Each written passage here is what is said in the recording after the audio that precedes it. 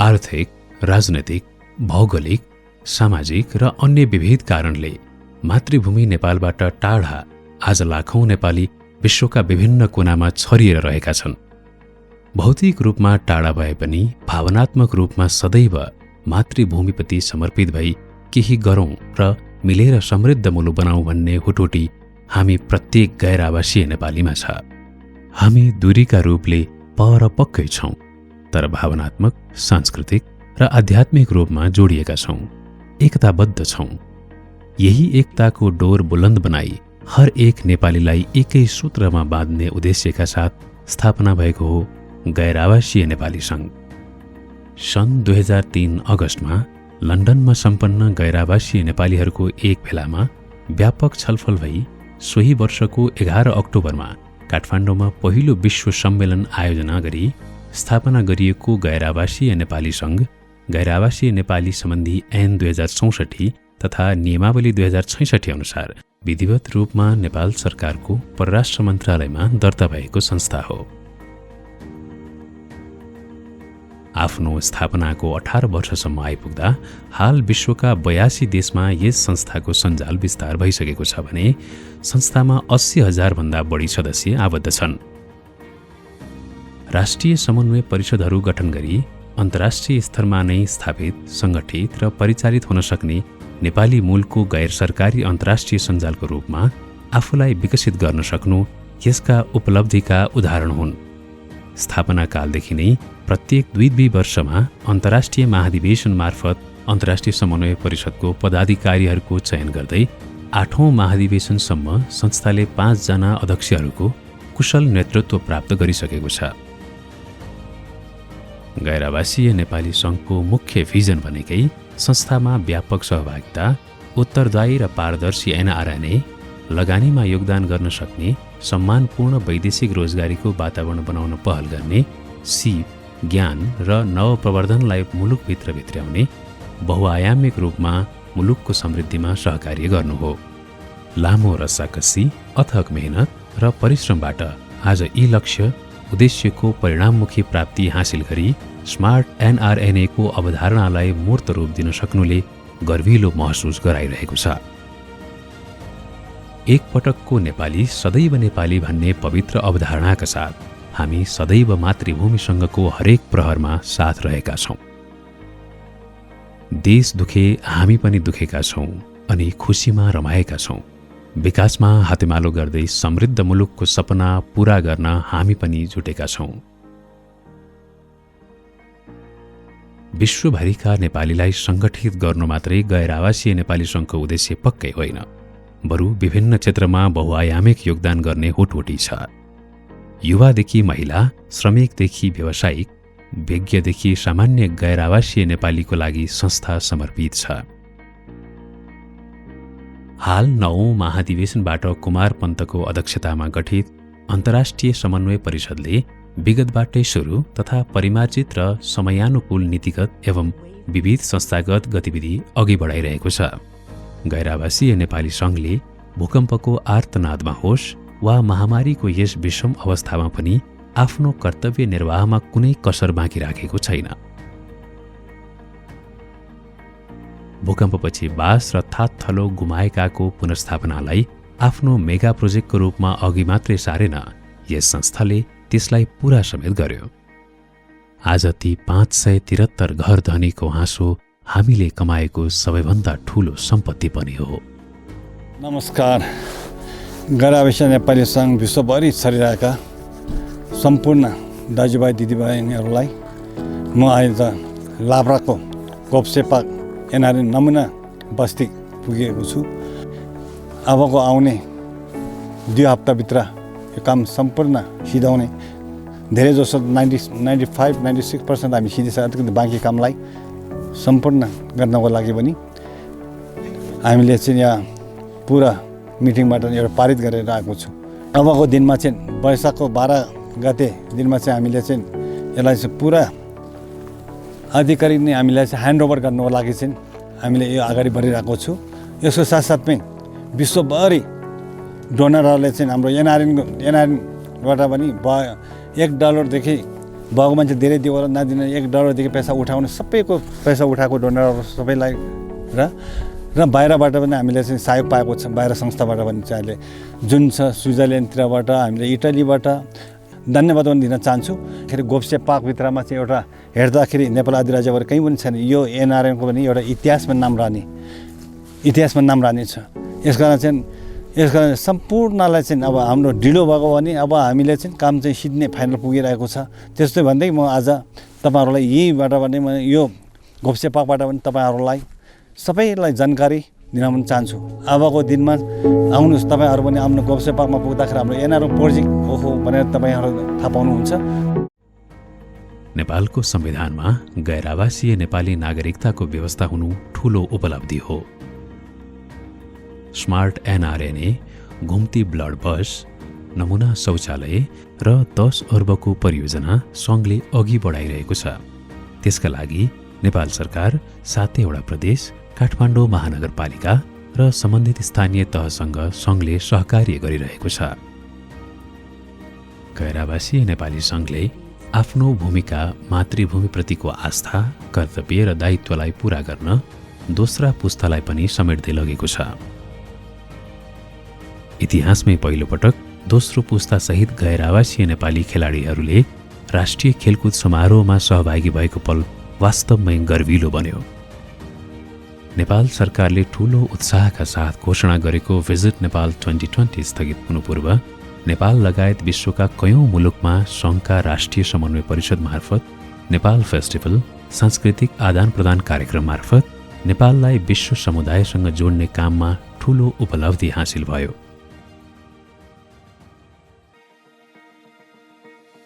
समय गतिशील छ। हिजोको समय आज छैन, आजको भोलि नहुन सक्छ। सन् 2019 को डिसेम्बरबाट विश्वभर फैलिएको कोरोनाको महामारीका कारण विश्व जगतसँगै हामी गैर आवासीय नेपाली पनि निकै प्रभावित भयौं। सङ्घका योजनाहरू कार्यान्वयन गर्न कठिन भए, तर जहाँ समस्या त्यहाँ समाधान भने चाहिँ प्रविधिको माध्यमबाट हामीले हाम्रा क्षेत्रीयदेखि अन्तर्राष्ट्रिय सम्मेलन तथा विविध गतिविधि समेत आयोजना गर्न सफल भयौं। अर्को महत्त्वपूर्ण कुरा, महामारीलाई हामीले अवसरको रूपमा सदुपयोग गर्न सफल भयौं। सङ्घका अध्यक्ष कुमार पन्तको नेतृत्वमा उच्चस्तरीय समिति गठन गरी तत्काल आइसिसी र एनसिसी युद्ध स्तरमा काममा खटियो।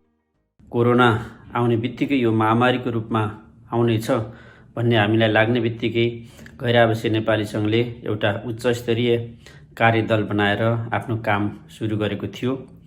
यसमा हामीले 3 चरणमा आफ्ना कार्यहरूलाई हामीले विभाजन गरेका थियौँ।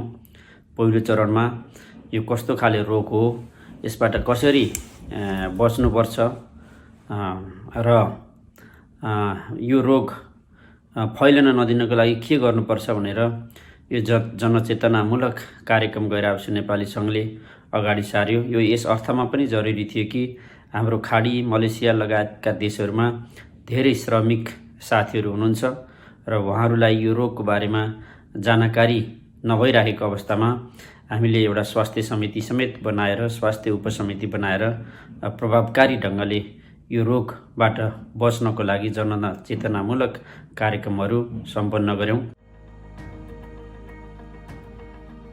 कोभिड-19 राहत कोष स्थापना गर्नुका साथै उच्चस्तरीय कोभिड-19 रोकथाम समितिको तर्फबाट राहत, घर फिर्ती तथा पुनर्स्थापनाका लागि नेपाल सरकारसँग सहकार्य भयो।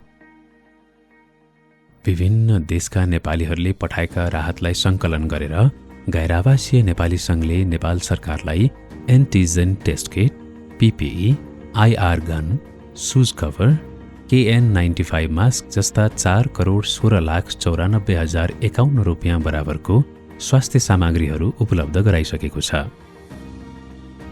आइसिसीले एनसिसीलाई कोभिड राहत कोष मार्फत अमेरिकन डलर 56,000 उपलब्ध गराएको छ। नेपालीहरूको मानसिक स्वास्थ्यलाई विशेष ध्यानमा राखेर यस संस्थाले गैर आवासीय टेली स्वास्थ्य र मानसिक स्वास्थ्य परामर्श केन्द्रको स्थापना गर्नुका साथै विभिन्न कार्यक्रम सञ्चालन गरेको छ। यस कार्यका लागि अमेरिका, बेलायत, युरोपियन क्षेत्र, मध्यपूर्वी क्षेत्र, अफ्रिकन क्षेत्र, र एसिया प्रशान्तका क्षेत्रहरूमा अनुभवी स्वास्थ्यकर्मी र डाक्टरहरूको भूमिका प्रशंसायोग्य छ। 9 अप्रिल 2020मा गैर आवासीय नेपाली सङ्घद्वारा कोभिड-19 राहत कोषको स्थापना गरियो। यस कोषमा अनलाइन ट्रान्सफर मार्फत संसारको कुनै पनि ठाउँमा रहेर आफूले चाहेको जति सहयोग गर्न सकिने व्यवस्था गरिएको छ। यस कोभिड-19 राहत कोषको स्थापना भएसँगै राष्ट्रिय समन्वय परिषद र अन्तर्राष्ट्रिय समन्वय परिषदबाट विभिन्न किसिमका आर्थिक सहयोगहरू आइरहेका छन्। नेपालीका लागि नेपाली भन्ने मुख्य अवधारणा मनन गर्दै राष्ट्रिय समन्वय परिषदबाट प्राप्त सहयोगबाट विभिन्न 50वटा देशका 300 भन्दा बढी सहरहरू र राज्यहरूमा रहेका करिब 51,591 नेपालीहरू प्रत्यक्ष लाभान्वित भएका छन्। अहिले पनि 2500 भन्दा बढी स्वयंसेवकहरूले दिनरात सेवा दिइरहेका छन्। हालसम्म यस राहत कोषमा एनसीसी र आईसीसी को खातामा 12 करोड भन्दा बढी रकम सङ्कलन भई खर्च समेत भइसकेको छ। स्वास्थ्य सामग्री वितरण, खाद्यान्न वितरण तथा नगद वितरण गरी मारमा परेकाहरूलाई सहयोग गर्दै आइरहेको छ। विदेशमा मात्र नभई नेपालको 7वटा प्रदेशमा विभिन्न राहत कार्यक्रम सञ्चालन गरेर गैर आवासीय नेपाली सङ्घद्वारा नेपालीको लागि नेपाली भन्ने नारालाई सार्थक बनाएको छ।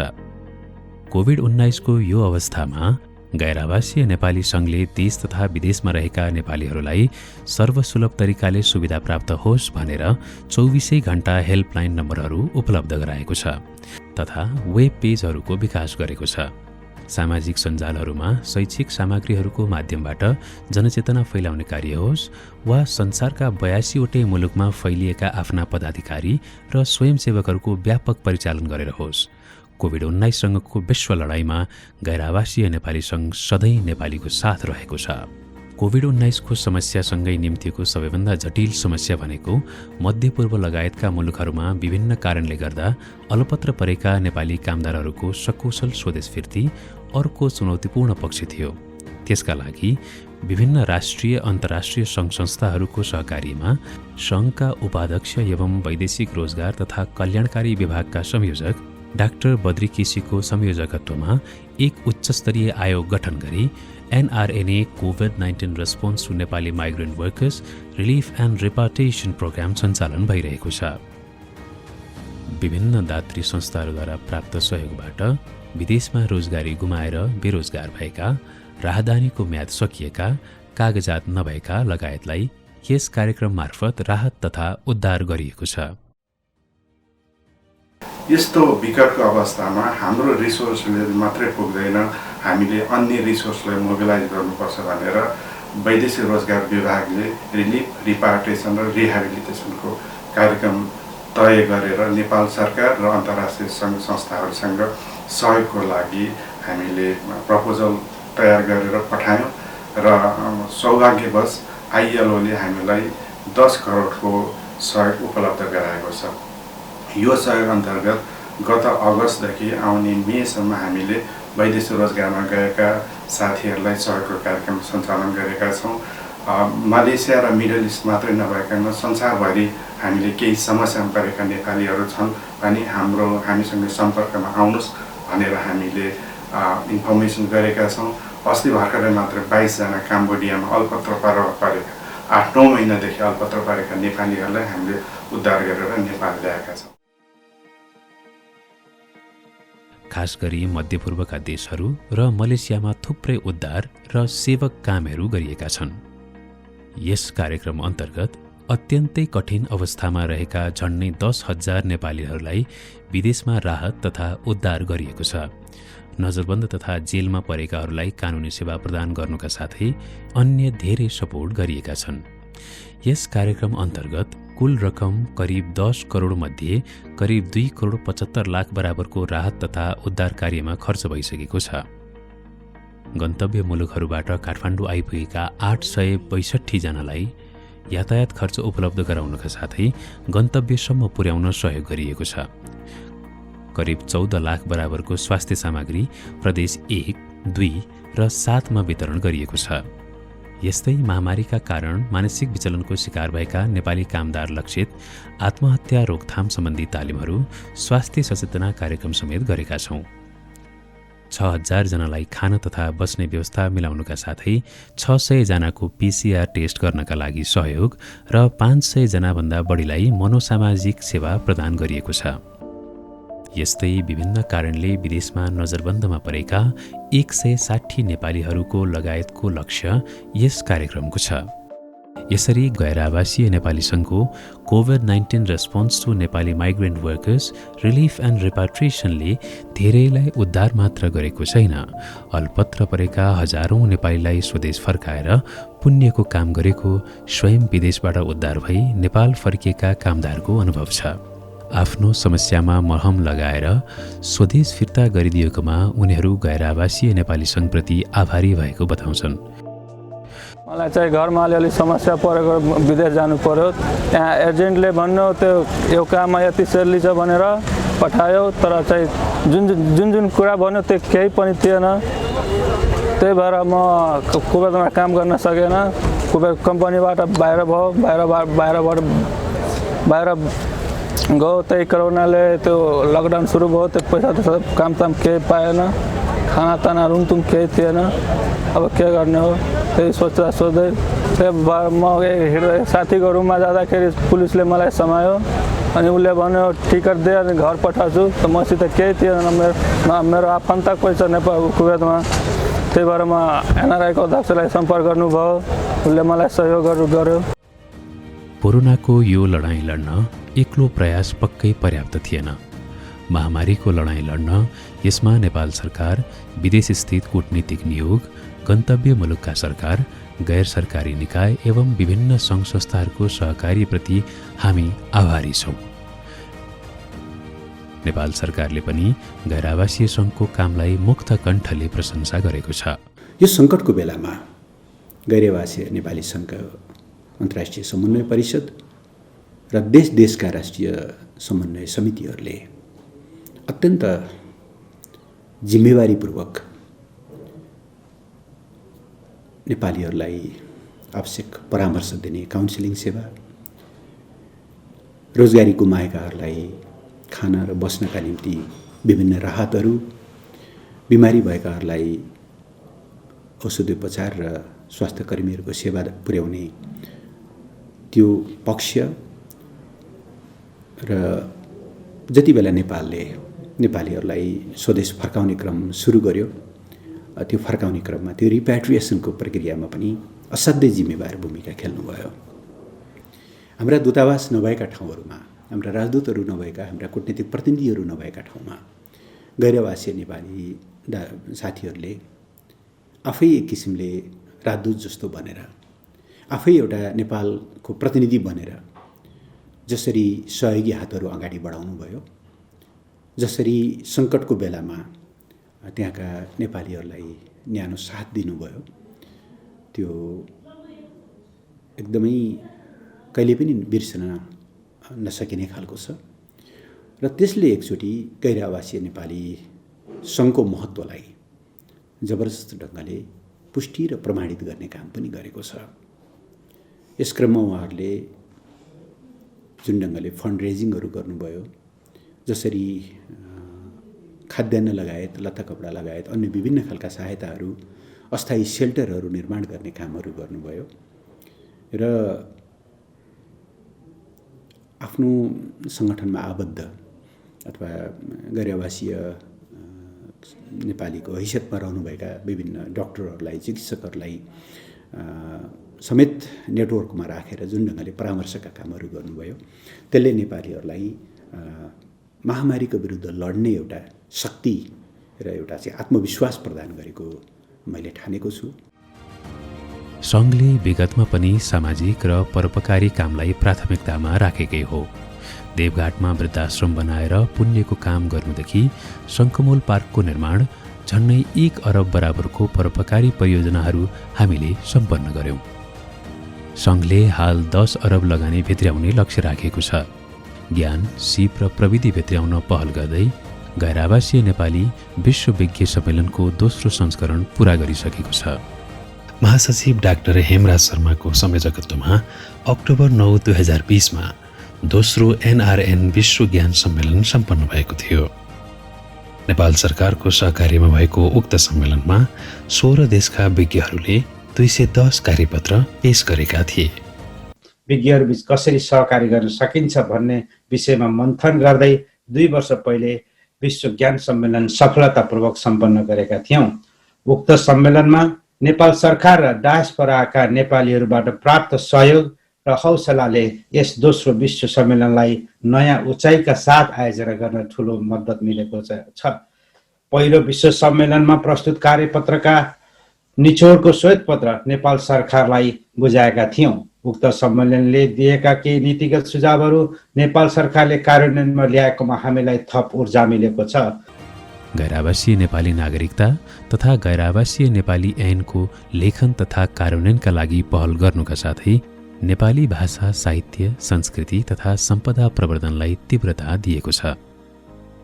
महिला, युवा, अशक्त तथा विविध कारण रोजगारी गुमाएकालाई सहयोग गर्नुका साथै 16 दिने महिला विरुद्धको लैङ्गिक हिंसा नियन्त्रणका लागि समेत सङ्घले पहल कदमी लिएको छ। गैर-आवासीय नेपाली सङ्घलाई आजको दिनसम्म ल्याउन प्रत्येक गैर-आवासीय नेपालीको भूमिका महत्त्वपूर्ण छ। हामी सबै मिलेर नै आजको सफलतालाई हासिल गर्न सम्भव भएको हो। सङ्घ हरेक हातको साथप्रति कृतज्ञ छ र सदैव यही न्यानो साथको अपेक्षा राख्दछ, किनकि together we can and make every difficulty easy.